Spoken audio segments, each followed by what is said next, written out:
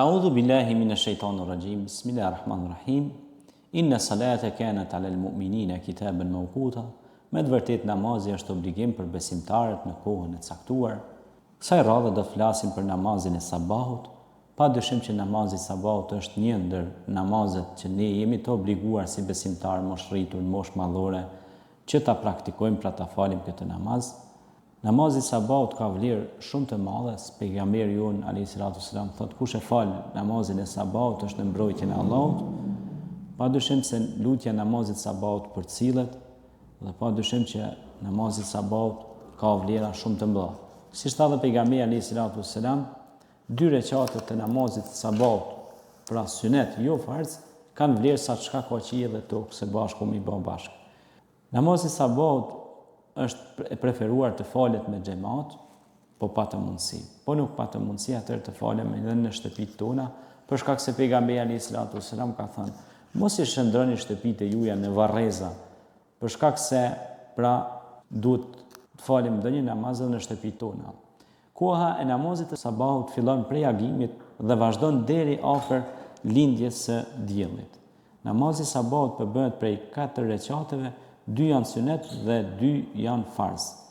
Së pari ngritemi në këmbë dhe pastaj themi A'udhu billahi minash shaitanir rajim, Bismillahir rahmanir rahim, e bëjmë jetën për faljen e sunetit si vjen. Vendosa me fal sunetin e sabahut për Zotin e Madhrueshëm, u ktheva ka kibla, Allahu Ekber. Pastaj fillojmë me surën dhe me praktikimin e namazit, pra siç është edhe forma e namazit, ku e gjejmë në librat forma e namazit ose në YouTube forma e namazit, e kërkoni dhe mund ta gjeni aty. Padyshim pra se dita kur fillon me përmendjen e Allahut ka mirësi dhe ka begati shumë të mëdha.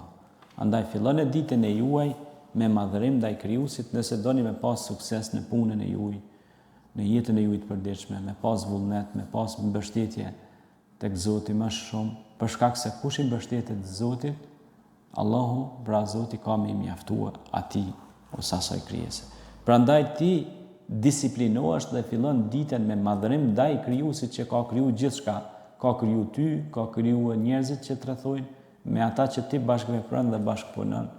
Pra dhe ai është khalaqal insan, pra ai është që ka kriju njerin, pra ai është krijuesi i njeriut. Prandaj ti duhet ta falenderosh krijuesin tënd, se ai është ilahin nas, malikin nas, duhet ta falenderosh duke u ngritur dhe duke u lutur në namazin e sabahut. Padyshim se namazi i sabahut na dhuron shumë bereqete, na jep shumë të mira. Namazi i sabahut ka vlera shumë të mëdha, si në aspektin e përmirësimit të emocioneve tona, shëndetit ton mental.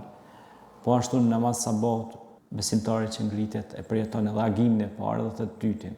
Sepse agimin e parë përjetojnë ata që ngriten për të falë sabahun, kurse dytin e përjetojnë të gjithë njerëzit e tjerë të zakonshëm. Dhe kjo është mirësia e namazit të sabahut, që ti nis ditën me bereqet, me vullnet dhe me lidhje e besim të fuqishëm që do t'ja dalësh në punën tënde në të cilën je i angazhuar.